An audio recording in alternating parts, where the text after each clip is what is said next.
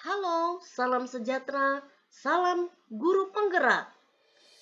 Perkenalkan, saya Laurenciana Maria Reni dari CGP Angkatan 9. Saya merupakan guru dari SMP Kristen Immanuel Pontianak di Kalimantan Barat.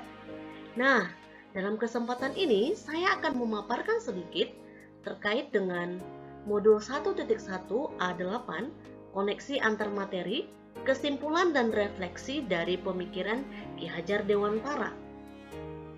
Ada 3 pertanyaan pemantik terkait kesimpulan dan refleksi terhadap pemikiran Ki Hajar Dewantara ini. Nah, yang pertama, apa yang Anda percaya tentang murid dan pembelajaran di kelas sebelum Anda mempelajari modul 1.1? Yang kedua, apa yang berubah dari pemikiran atau perilaku Anda setelah mempelajari modul ini? Yang terakhir, apa yang dapat segera Anda terapkan lebih baik agar kelas Anda mencerminkan pemikiran Ki Hajar Dewantara?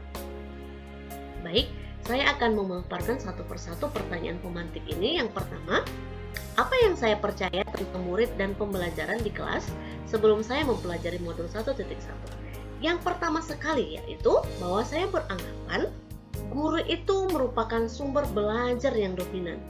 Guru merupakan tokoh utama, pengontrol utama dalam proses belajar mengajar di kelas. Yang kedua, pembelajaran lebih berpusat pada guru. Nah, jika pembelajaran lebih berpusat pada guru, maka pembelajaran akan terarah dengan baik. Itu konsep saya. Yang ketiga, bahwa siswa adalah kertas kosong yang dapat kita gambar, yang dapat guru gambar sesuai dengan keinginan guru. Yang keempat, suasana kelas yang tertib dan tenang adalah kelas yang ideal. Yang kelima, saya beranggapan bahwa pembelajaran itu harus mengutamakan kognitif anak. Jadi jika dalam proses pembelajaran di kelas saya atau di mata pelajaran saya tidak tuntas, banyak anak-anak yang tidak mencapai KKM, saya beranggapan bahwa pembelajaran saya itu tidak berhasil atau gagal. Nah, yang berikutnya, saya beranggapan bahwa tempat belajar yang baik itu ada di dalam kelas. Yang terakhir, jika materi-materi yang diberikan lebih banyak bersumber dari buku-buku terbitan luar negeri, saya percaya hal ini akan dapat mengupgrade kemampuan anak. Nah, setelah saya mempelajari modul 1.1 ini, saya banyak mengubah pemikiran dan perilaku saya. Yang pertama, ternyata guru itu bukan sumber belajar utama. Guru bukanlah pengontrol utama. Siswa adalah tokoh yang utama yang harusnya terjadi dalam proses belajar mengajar. Guru hanya sebagai fasilitator saja. Jadi, sehingga pembelajaran di kelas harusnya berhamba pada anak. Artinya, pembelajaran atau proses belajar mengajar di kelas itu haruslah berpusat pada anak. Nah, yang berikutnya, saya juga mengubah cara pandang saya, pemikiran saya terkait dengan anak yang merupakan kertas kosong tadi. Ternyata anak itu bukanlah kertas kosong yang bisa kita gambar sesuai dengan keinginan kita. Mereka adalah kertas yang sudah ada coretan atau garis samar sejak mereka lahir. Sehingga tugas utama kita sebagai guru, kita hanya bisa menuntun, menebal, lakukan, mengarahkan anak sesuai dengan kodratnya, sesuai dengan apa yang ada di dalam diri mereka. Berikutnya, ternyata kognitif itu bukanlah yang terpenting dalam pembelajaran. Kognitif memang penting, tapi bukan satu-satunya yang penting dalam proses pembelajaran. Pembelajaran karakter juga termasuk yang penting di dalam pembelajaran. Berikutnya, kelas yang tertib dan tenang itu ternyata bukanlah kelas yang ideal. Karena jika kita menemukan kelas yang tertib tadi atau tenang, ternyata itu saya beranggapan ternyata itu karena dengan ketertiban dan ketenangan mereka, itu membuat mereka tidak aktif dan hanya terpaku dengan instruksi guru, sehingga mereka kurang berkembang, mereka kurang bisa mengekspresikan apa yang ada di dalam diri mereka. Mereka hanya mengikuti alur guru saja, begitu ya. Jadi kelas tertib, kelas tenang itu ternyata bukanlah kelas ideal. Kemudian, ruang kelas itu ternyata bukan satu-satunya tempat belajar yang baik. Lingkungan sekitar dapat membantu mereka lebih kreatif dalam belajar.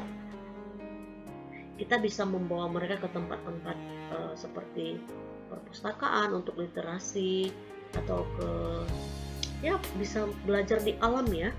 Seperti itu, sesuai dengan kebutuhan kita, sesuai dengan materi yang akan kita ajarkan ke anak-anak.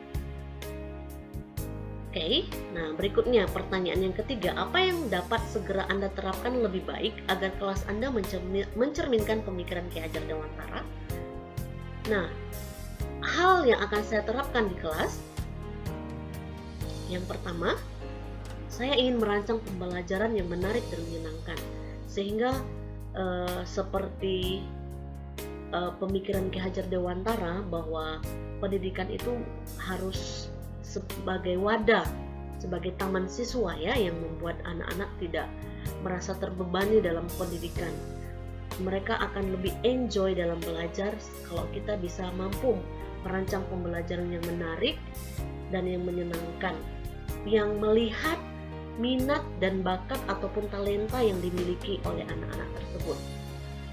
Oke, yang kedua yang akan saya lakukan adalah menerapkan pembelajaran yang kontekstual, yaitu menjadikan lingkungan dan kearifan lokal sebagai sumber belajar, sehingga anak-anak kita nanti kedepannya bisa tumbuh dengan menghargai, dengan melestarikan budaya yang ada di sekitar mereka. Yang ketiga,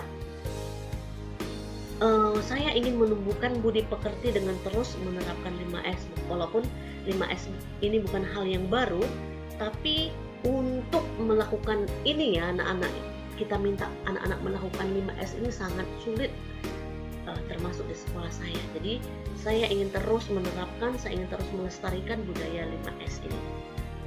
Nah, yang keempat yang ingin saya lakukan adalah merancang pembelajaran yang sesuai dengan kodrat alam dan kodrat zaman. Jadi saya ingin menyesuaikan pembelajaran dengan budaya-budaya lokal, tapi tidak ketinggalan zaman. Saya harus menyesuaikan pembelajaran saya dengan terus mengadaptasi, terus mengikuti perkembangan zaman. Demikian yang bisa saya jabarkan terkait dengan refleksi saya tentang pemikiran Ki Hajar Dewantara dalam pembelajaran. Terima kasih, sampai bertemu kembali. Salam guru penggerak.